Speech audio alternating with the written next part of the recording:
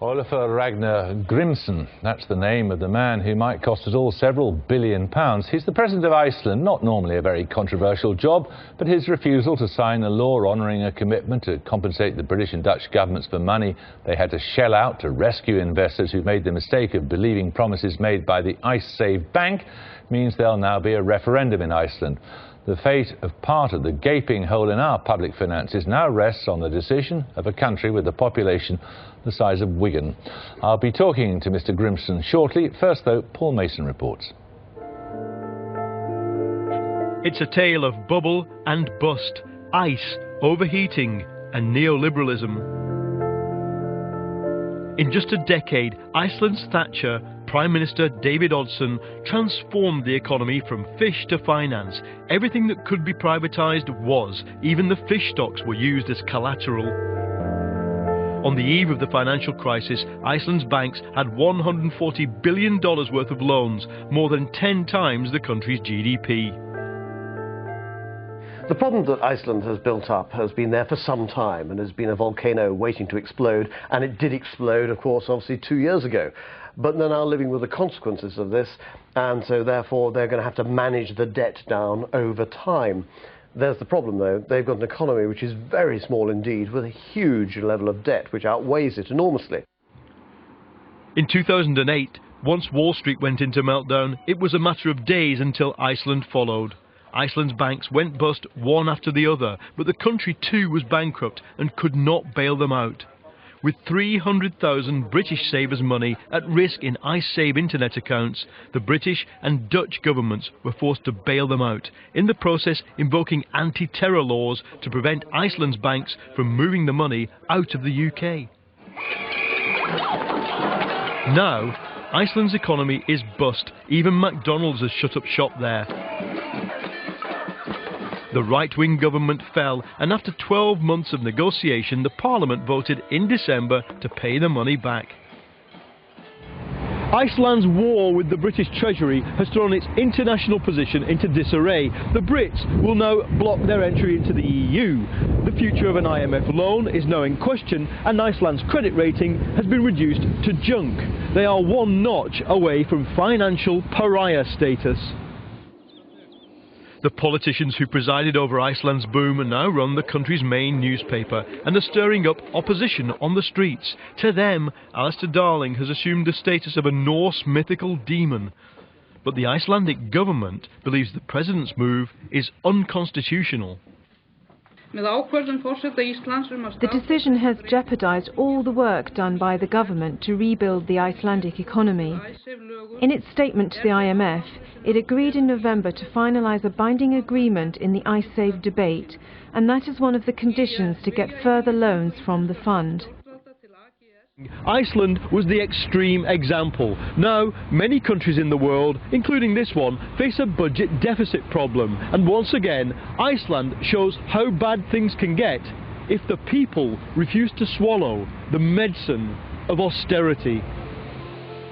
What we're seeing in Iceland is that rare event in the developed world. A government that has lost control of its economic policy and institutions that are in chaos. Well, we're joined now from Reykjavik by the President of Iceland. Mr. President, this was a deal entered into in good faith by governments. Who are you to wreck it? I have not wrecked it at all, and there were many misleading statements in your introductions. And it's very important to realize that the law which I signed in September is based on the agreement that we have made with Britain and the Netherlands, where Iceland acknowledges our obligations. And the law that you were discussing, the new one, has come into force and will be in force. The only thing that I have decided is to allow the Icelandic people to have the final say in a referendum, which is in accordance with our fundamental democratic principles. And the consequence of your decision has already been that Iceland's status, creditworthiness, is reduced to the level of some junk bond entity, to imperil the IMF loan and to imperil also your putative membership of the European Union. I mean, are these good things? No. That's taken it too far by many miles. First of all, this credit rating by Fitch has really no practical consequences. And the IMF leadership has stated quite clearly that there's no relations between the democratic process which is taking place in Iceland and the excellent relationship that we have enjoyed with the IMF throughout this process. And the discussion about the European Union will take place in the coming years.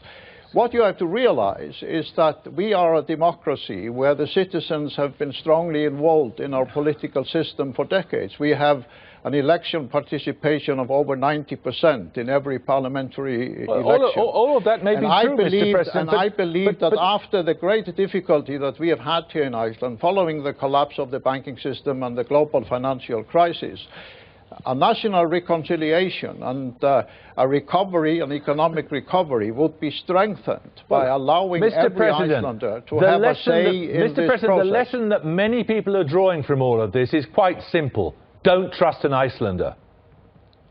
Well, you have to trust the democratic process. You see, in France, in the Netherlands, in Ireland, in many European Union countries, referendums are a normal part of the democratic process. I know in Britain you don't really have an experience of trusting the people with a referendum, but all over Europe there are countries that trust the people with a referendum. Yeah, and what I decided was simply to follow an honoured European tradition, or allowing the people to make the final decision. And what about the other part of the democratic tradition, that people elect a government and governments make agreements in good faith, and they are not to be set aside high-handedly by some president somewhere? Well, the difference between the British and the Icelandic constitution is that in Britain the parliament is sovereign. In Iceland it is the nation and the will of the people which is sovereign. And within the European Union you've had the Maastricht treaties, the Lisbon treaties, which are much more complicated than the treaty between Iceland and Britain and the UK being put to a referendum.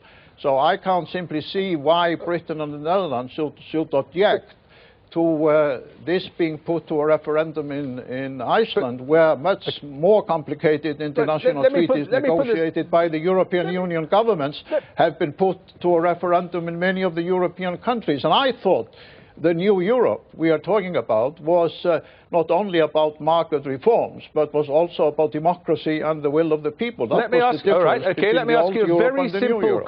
a very, very simple question. Will the British and the Dutch get their money? Well, as I said to you in the very beginning, the fundamental basis of the law which already is in existence and which I signed is that Iceland declares that it honours its obligations, and every political party in Iceland agrees that Iceland should honour its obligations, and we should involve ourselves in a constructive agreement with the British and the Dutch governments in order to resolve this issue. And in my declaration 2 days ago, I declared very firmly that the constructive solution of the IceSave debate was a precondition for an economic recovery in Iceland, and also good relationship with all nations. We'll see, Mr. President. The view which is being put forward that we will not honour our obligations is completely wrong. All right, Mr. President, thanks very much for sparing the time to join us. Thank you very much. Thank you. Good night. Now, coming